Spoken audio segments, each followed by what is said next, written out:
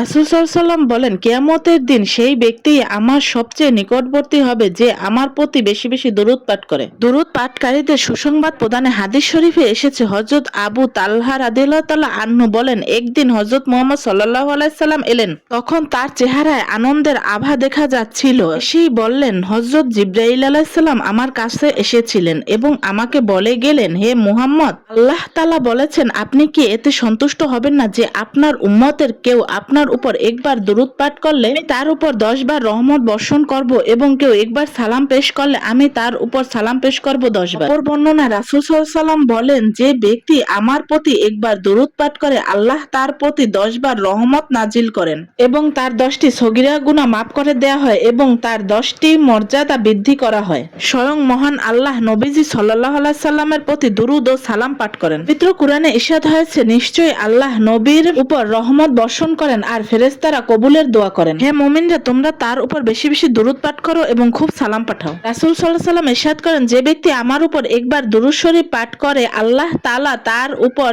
10টি রহমত বর্ষণ করেন, তার 10টি পাপ ক্ষমা করে দেয়া হয় ও তার 10টি পদমর্যাদা বৃদ্ধি করে দিবেন। দোয়ার আগে দরুদ পাঠের কারণে দোয়া কবুলের আশা করা যায়, কেননা দরুদ দোয়াকে আল্লাহ তাআলার নিকটে পৌঁছে দেয়। আর দরুদ পাঠের আগে দোয়া আসমান ও জমিনের মধ্যে ঝুলে থাকে। যখন দরুদ পাঠ করা হয় তখন তা কবুল হয়। দরুদ পাঠ করার দ্বারা প্রয়োজন মিটে যাবে। অর্থাৎ দরুদ পাঠের বরকতে কোনো জিনিসের প্রয়োজন থাকলে আল্লাহ তাআলা সমাধান করে দেন। দরুদ পাঠ করার ফলে কিছু ভুলে গেলে তা স্মরণ হয়, অর্থাৎ কোনো জিনিস ভুলে গেলে দরুদ পাঠ করার ফলে তা স্মরণে আসে। দরুদ পাঠ করার দ্বারা দরিদ্রতা দূর হয়। দরুদ শরীফ পাঠ করার দ্বারা নবীজি সাল্লাল্লাহু আলাইহি সাল্লামের ন্যূনতম হলেও হক আদায় করা হয়। আল্লাহ তাআলা নবীর মাধ্যমে আমাদের যে নিয়ামত দিয়েছেন, দরুদ পাঠ করার দ্বারা এর ন্যূনতম শুকরিয়া আদায় হয়। উল্লেখিত উপকারিতাগুলো নবীর উপর দরুদ পাঠ করার দ্বারা অর্জন করা হবে।